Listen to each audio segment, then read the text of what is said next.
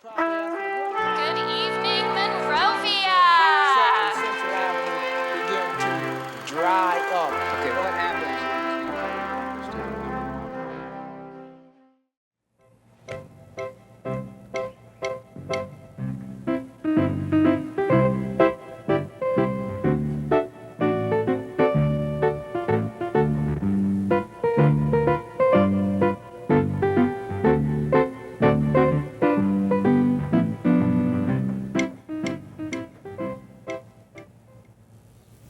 Dick, welcome to the show. Thank you. Nice to have you with us today. I've been wondering over the years about some of your history before you became the executive director at the Chamber. Mm-hmm. And one thing occurred to me.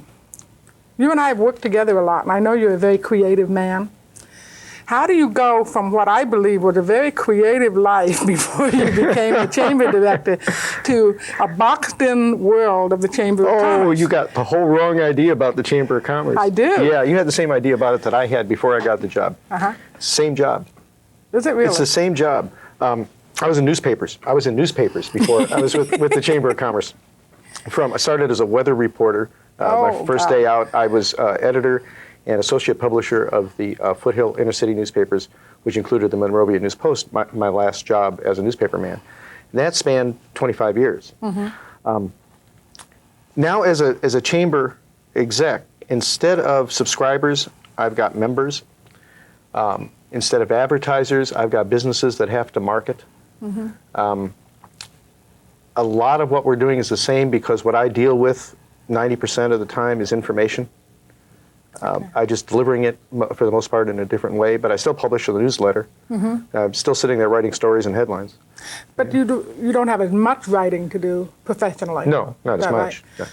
Yeah. I think I probably always think of you first and foremost as a writer. Mm-hmm. I never quite get the business executive in you. It's not in my... Thank you. I just can't do it, you know? Yeah. When you were moving from that newspaper world mm-hmm. and you decided to apply for the Chamber executive job here in Monrovia, what were your fears? Starvation. Yeah, basically, and not being able to pay the rent. Mm-hmm. I was out of work. I had left the profession for a number of reasons, but I wasn't really satisfied with it anymore, and I knew I needed to do something else. And I was in a comfortable enough position so I could take my time and look around. I was, in effect, retired from that, but I did need to find something else within mm-hmm. a period of time. And I had been on the board of the Chamber at the time here in Monrovia by virtue of the fact that I was editor of the paper here. Okay.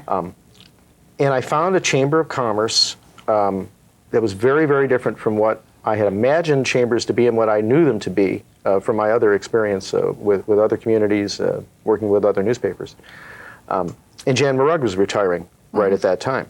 And I needed something that, for the next couple of years, I figured, till I could figure out what I wanted to do next. So for 2 years, sure, I'll take a Chamber of Commerce job. For a newspaper man to take a Chamber of Commerce job, it's going from Lou Grant to Babbitt. Yeah. You don't do that. But this was different somehow because I had sat on the board and I had seen how involved you can get in the community. Because quite honestly, while I said that I'm doing the same job, mm-hmm. I take it one step further now because as a newspaper man, you're dealing in information. With this Chamber of Commerce, you're not only just spreading the information, you're helping create the situations that you're talking about as well. Okay. I mean, I'm very, very involved in the community now at a very deep level. I'm not just watching it mm-hmm. and reporting on it. I'm helping to shape it. Yeah, one of those really trite terms, a mover and shaker. Yeah. As much as I hate the term. Right, at the moment a shaker, mm-hmm.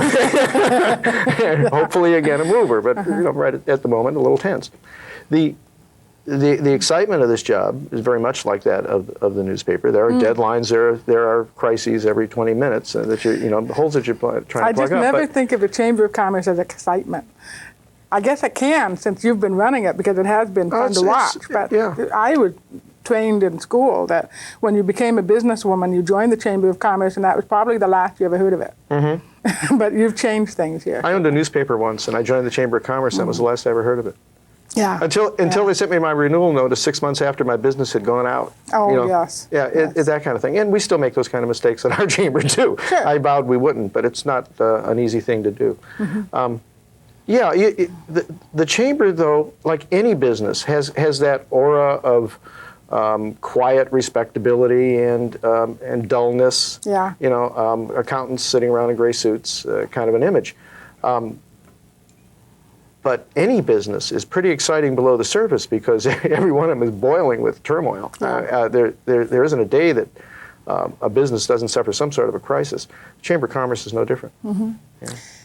You, when you came to Monrovia, I know you had somewhat of a knowledge based on what you knew as a newspaperman about Monrovia. And shortly after you took the job at the Chamber, I remember you telling me that Monrovia is different. You made the point that it was far different. You knew it was different when you were involved as a newspaperman, and now you were really sure that it was different once you joined the Chamber. And I'm assuming you compared that to other cities that you had to cover in the newspaper business or whatever. Can you tell me some specifics of what that difference is? Oh yeah, there's lots of them, and most of them will not come to mind. And we talk about this so much now that it's become, you know, a trite part of my repartees. Let me try to go beyond that. Two incidences, and I don't want to single out a city, but there are two incidences that took place as I was introduced to Monrovia as the new editor of the paper here that really stick in my mind. Because I was also, as part of the new job, I was editor of the Arcadia Tribune and the Temple City Times and the Duardian. It was those four cities. All of them, you know, in one little pocket, all of them very, very different communities, one from the other. The city manager of Arcadia, chief of police, planning director, and I think the city attorney took me to lunch my first day on the job, sat me down and confronted me and with a confrontational attitude and said, "The last editor stunk. What kind of a job are you going to do?" Oh, dear. Yeah. The city manager of Monrovia, Jim Starbird at the time, and Gene Kennedy, his assistant, took me to lunch and told me about Monrovia and welcomed me and then drove me around and showed me the bad parts of town and told me what needs to be done on it and how frustrated they are and trying to find ways to do it and where they need some help and things. And they drove me around, showed me the good parts and showed me how things had changed and what had happened and gave me a nice introduction and welcomed me. And I said, well, that was pleasant. And that one wasn't. A lot of experiences for me fall into that line as I started to notice Monrovia and I started to realize the story of Monrovia and the way it had changed. I cut my teeth in newspaper. I said the first story I did was weather story. Within 2 weeks, I had a city beat in addition to that, and that was the city of Santa Fe Springs. And the first story I did out of that was a 4-part series on redevelopment as it affected their oil fields. We're going into a secondary recovery program, and I was 20 years old, and it was fascinating. You know, the city was taking charge of its destiny that way in such a creative way. I really got involved with it, and I saw the same kind of thing happening here in Monrovia. Santa Fe Springs, by the way, won the All-American City title twice, and that secondary recovery program was part of it, the way it opened up the land and such. But where am I? What am I talking about? You're talking about the differences that when you started as a reporter. Yeah. Oh, the differences in the two cities, or in Monrovia too. Another incident involves Arcadia as well. I'm sorry, Arcadia. When the earthquake hit this area and the News Post lost its office, in effect. And I remember that. You remember that one? Yeah, it was a mess. I was the editor. We were putting that newspaper out of the trunk of my car for 1 month while we tried to find another office. And I found another office, but we had to, in Arcadia, we needed to put up one wall, basically. So I had to go to City Hall to get a permit on the thing. And I walked into the planning department, and the first thing I saw in front of me was a sign that big. I mean, it was the largest sign in the room. And it said, "Your mistake is not our problem." Oh. Yeah. This city's different. The way the City Hall here treated my problems was very different than that. And it's those attitudes that really made Monrovia stand out for me and made me think twice about the image that I had of Monrovia when I heard I was coming up this way, which ran from no knowledge whatsoever to something very negative way in the past in the back of my head that I couldn't remember, but Monrovia. And I looked around and I said, well, this place is incredible. Yeah. This is wonderful. I'm A not lot telling better than you anybody. believe. Yeah, I'm just going to hang out here and eat lunch here whenever I can. Yeah. And you even moved your home here. Yeah. You know, I mean, that's a commitment. Oh, yeah. You plan to Oh, stay. yeah. That wasn't a hard one. No, you know. I don't think so. And I've been at the Chamber of Commerce for a little over 7 years now. Wow. And, you know, that temporary 2-year job, I hope will turn into something else someday. But right now, I'm having a ball. Yeah. And if it turns into something else, it's just as likely to be here in Monrovia as anywhere else. Well, that leads me to another question because, you know, you and I share a belief that there's an importance in the collaboration between city schools and chamber. Yeah. That has to be foremost in all of our thinking. I've wondered from time to time, from an executive's position, from your view as exec, is there a pecking order? Do you ever feel like the chamber is the third on the ladder? or Only when the first? President of the United States comes to town. And he wants to see the And schools then in the you want to city. see a pecking order. You want to Yeah. see pecking. Hold up 5 red tickets in front of 10 hungry people. Yeah, right. There's a natural pecking order. There's a pecking order that's dictated by resources. There's a pecking order that's dictated by who can get what done when. There's a pecking order that's dictated by simply by the programs that where synergies can take place. The school and the city can go together on a sports complex at the high school that the chamber can't really get involved in any way. I mean, we're not operating at that level. But we can bring certain resources to the table when when other things come into play that puts us in a much stronger position if what you're talking about is a balance of power within this. Yeah. I haven't found as the little guy in this triumvirate because the chamber doesn't we rely on the other two for the major resources in this. Yes. We bring some players to the table, but nothing like a city and a school district. As the little guy, I have not felt threatened in this in any way. I mean, it's the other players realize very well that without the third player, the triangle You're in doesn't trouble. work. Yeah, that's right. We're the link. So in that regard, you got to peck through us sooner or later. Well, it's interesting. I gathered from what you said that the pecking order sometimes changes depending on what the project is and what the needs are. And if the chamber's need is greatest on a particular project, the city and the schools take a back seat, but they're still helpful. But then you become the top. Yeah, if there's a lead agency as such, maybe it shifts a little bit. But what we're talking about is pretty subtle. Oh, yes. Things flow fairly smoothly. We have a communication system that's set up so that we're, I'm talking to my counterparts, and they're more than counterparts, but I'm talking to my counterparts, the administrative staff, on a daily basis. That's one of the nice things to observe from someone who's not in a power position in the sense that I'm hired by any of those three, but from an outsider looking in and seeing the three of you, that being Louise Taylor and Don Hopper and Dick, working so well together. It's such a joy to see because it happens so infrequently in other cities. When I lived in Alhambra and wanted to leave Alhambra because nobody really cared that I was there, and the chamber executive in Alhambra said, and I came to Monrovia, and Jan Marug said, "Oh, come, bring your portfolio. Let's see what you do." I began to understand those differences in the cities that I never thought about before. It's fun to watch things happen here because of that. And you were involved heavily in the All-America City planning, and it seems like you get involved at the beginning of things and the strategic planning. You continue your role in other ways, but at the beginning, you're always there for the thinking part. You use the old bean, the little gray cells, as they say. That was true of All-America Cities. That's certainly going to be true with the school bond campaign, because you're one of the quadrumvirate, as Louise calls us. And what do you envision happening with this? This program will probably air right in the middle of the campaign strategies between March and June. What do you envision happening? What's your role in that project?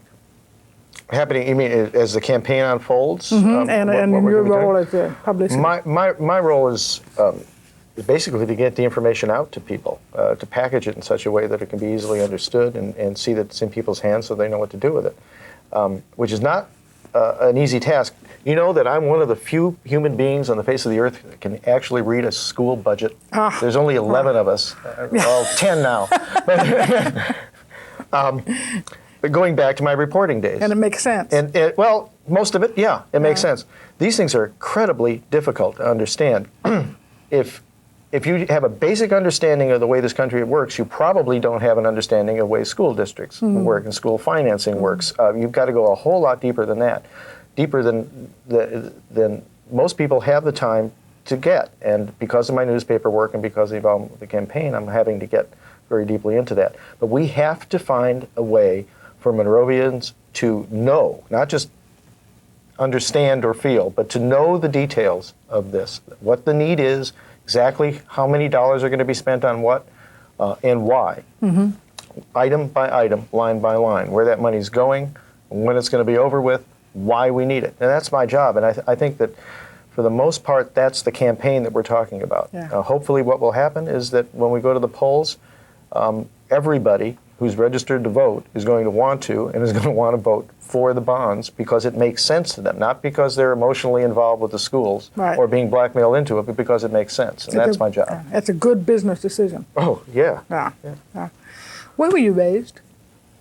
In what part of the country? I moved around. You were raised. Yeah, Yeah. that's what I was going to say. Where was I raised? In a barn, from what my mother said to me just the other day again. I spent the first 7 years of my life in Chicago.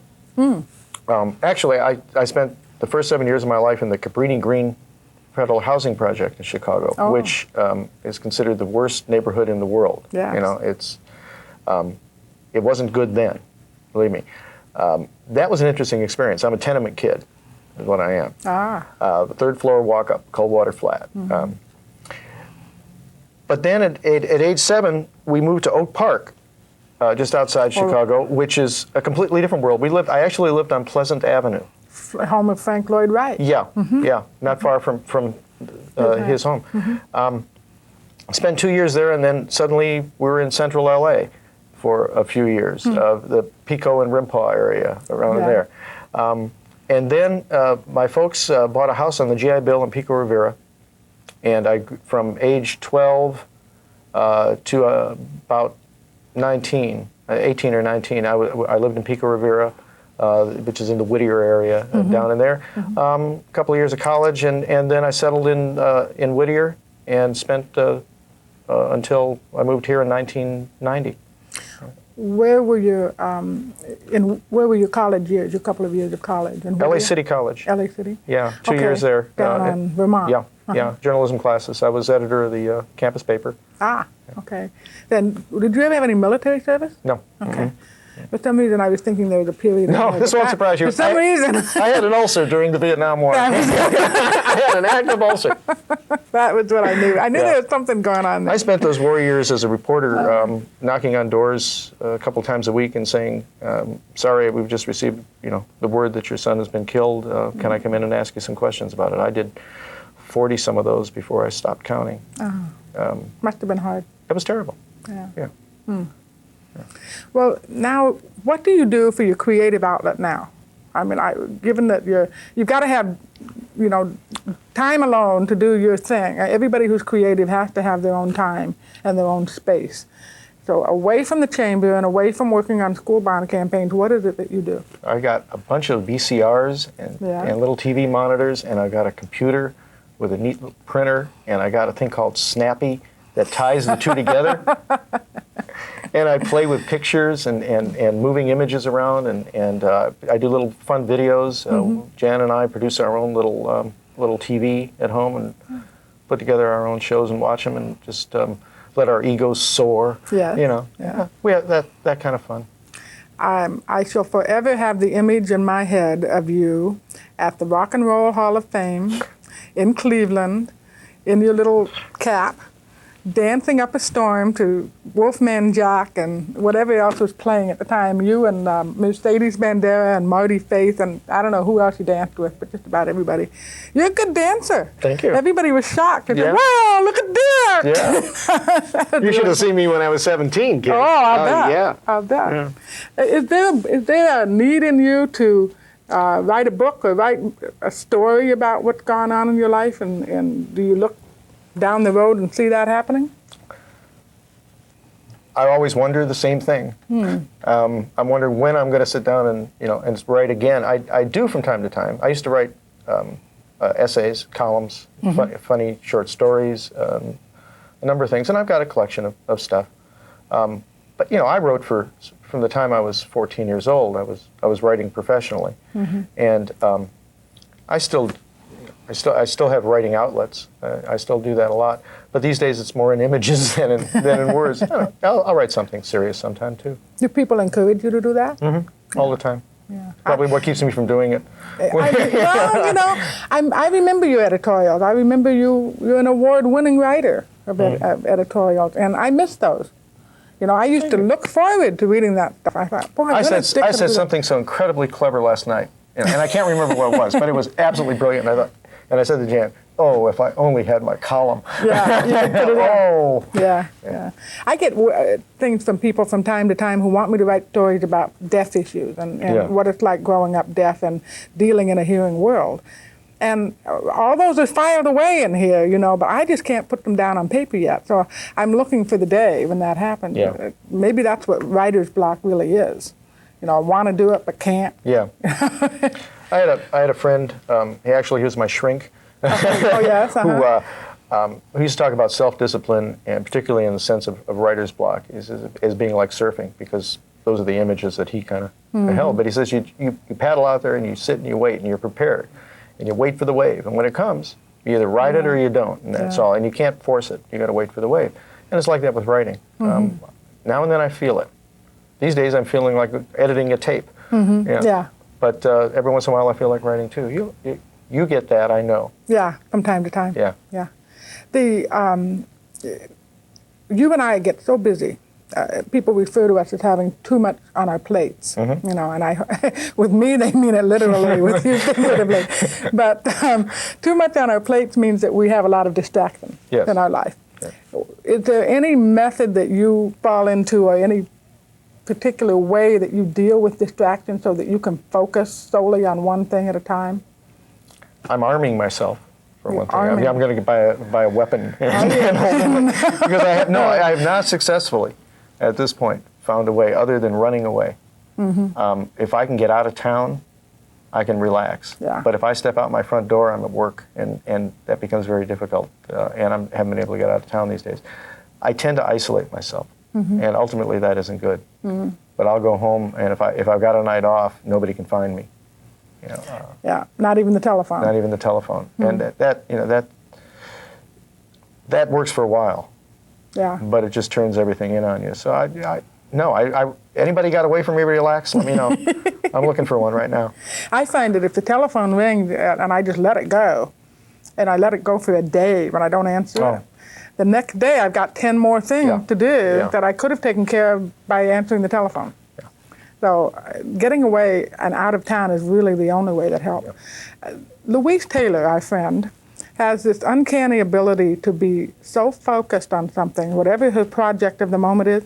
The blinders, she's there. I can stand in front of her and go, "Louise, yo ho ho ho," and she doesn't even acknowledge me. She is focused. Yeah. I wish I could do that. Yeah, I can't do that. I can't. No, I will stand at my desk because sitting is out of the question. Yeah. With one hand on a computer keyboard and a phone tucked in my ear, and I'll be talking to somebody in the doorway. Yes. I think I'm still Lou Grant, quite honestly, half the time. Yeah, and that's how you deal with anger too. You stand up. As soon as you're mad, you stand up. I do not. See, I know these little things about you. You've been watching. I know these little things. We've got a lot of work coming up in Monrovia in the next 2-3 years with special projects, not just business and chamber and school bonds, but undoubtedly once we're through the school bond campaign and getting all these wonderful new places built in town and businesses moved in, what's after that? Do you have a grand vision? I retire to Morro Bay, and you're on your own. Yeah, and you'll go have dinner at the little cafe there. I know the one. Yeah. No, it came up during the city council race several times, and it became obvious really during the last several months. It's something that I've been talking about for at least 2 years, that we've talked about at town meetings, and that we've approached from a number of angles, and that's communication within the city. Not everybody is being communicated with the way some of us are communicating with one another. And the chamber last year started looking at ways that we could use the internet to set up a local network that would enable people to talk to one another to get all the information they need to communicate directly with City Hall or with the schools, with their kids' teachers, with one another, connect to the library. That's maybe 5 years away if it ever does really work. We've got a lot of newspapers now where we didn't have any and we thought that was a problem, but I'm not sure that anybody's reading them.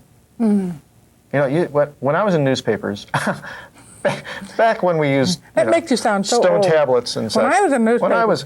When I was a boy, 90% of the homes in America took a newspaper on a Yes. daily basis And read them. and read them. It's well under 60% now that even see a newspaper once a week. There are people who don't take newspapers, don't subscribe to cable, don't read the city newsletter that comes in the mail, and aren't here during the day to sit around and talk to people about what's going on, who leave town, to go to work and then come back and they're here on weekends. How do you communicate with that? How do they know what's going on? I mean, it's easy for me to say they've got a responsibility in this and they ought to take part. But at least look at the newspaper, read the city newsletter, watch KGM now and then or something. And that's true, but still, how do we make it easier for people to do that in such a fragmented society, which we're in? People don't have the time to do that, don't know how to do it, don't know how to get to it. Real easy for me because it's been my life. Yes. Yeah. My worry is that newspapers will be phased out eventually. Yeah. I don't see them being a source of information. Not for because- mass communication. No. But the worry that comes with that is that people won't read anymore. I mean, not just newspapers, but not books, not periodicals. There's a whole segment of society that only listens to something that shows up on a TV monitor. True. As we sit here talking on True. a TV monitor. Exactly. People just don't read. And I think that part of that communication issue of the vision for the future has to include a renewed interest in reading, because that's what broadens your mind. And that's what scares me down the road, is that we're going to have a society of people who can't read or won't read, one or the other. Yeah. Anyway, Dick, guess what? I'm not surprised. Your They go time is quickly. almost up. Yeah. Thanks for being here, my friend. Oh, I love it. We'll talk to you again. Okay. Thank you.